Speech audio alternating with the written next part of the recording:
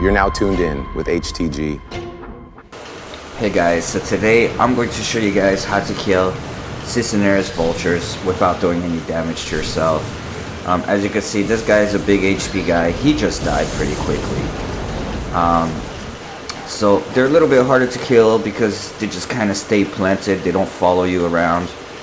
And they shoot projectiles at you, right?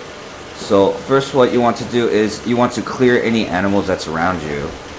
And as you see, they're not following you around. They're just sitting in one place and just shooting things at you. So while they're doing that, all you got to do is just go in circles around them and air bite, you know, throw whatever skills you got, of course.